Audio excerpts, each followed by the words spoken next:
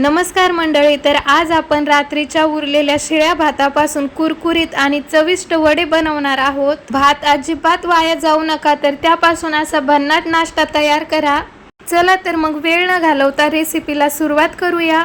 तर इथे रात्रीचा 1 प्लेट शिळा भात उरलेला होता माझा। साधारण आपल्याकडे भात जर केला तर एखाद्या प्लेट भात एखाद्या वेळेस उरतोच।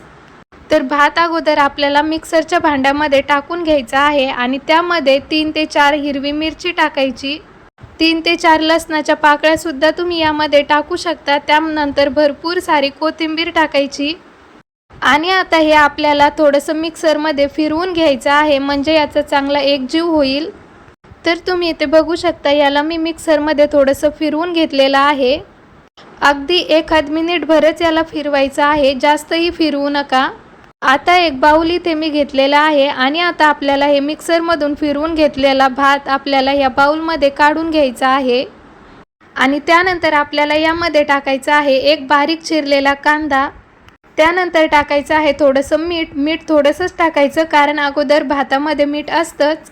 आणि त्यानंतर यामध्ये टाकायचं 1 पळी तेल, म्हणजे हे आपल्या हाताला चिटकणार नाही। तेल टाकल्यामुळे हे हाताला चिटकत नाही। आणि आता आपल्याला हे सगळं एकदम छान प्रकारे मिक्स करून घ्यायचं आहे, कांदा आणि भाताचं मिश्रण।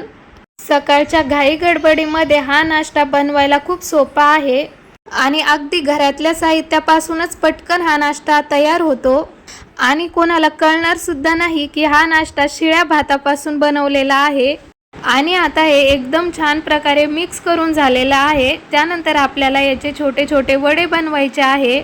थोडंसं तेल इथे आपल्याला हाताला लावायचं आहे, म्हणजे हे आपल्या हाताला चिटकणार नाही। तुम्ही तुमच्या पद्धतीने याचे छोटे किंवा मोठ्या साईजचे वडे बनवू शकता।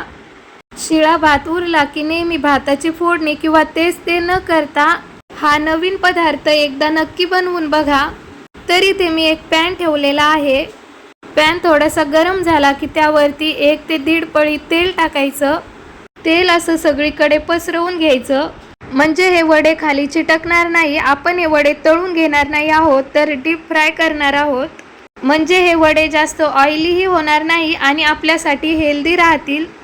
तर हे वडे बाहेरून एकदम कुरकुरीत होतात आणि आतमधून मऊ होतात। तर चहा सोबत खायला एकदम परफेक्ट नाश्ता आहे हा। मुलांनाही आणि मोठ्यांनाही आवडेल असा हा मस्त नाश्ता आहे। तर इथे बघू शकता, आपण याला दोन्ही साईडने एकदम छान खरपूस होईपर्यंत भाजून घेणार आहोत। आपल्याला हे मीडियम फ्लेमवरतीच फ्राय करायचं आहे, म्हणजे हे आतमधून पण खूप छान होतील।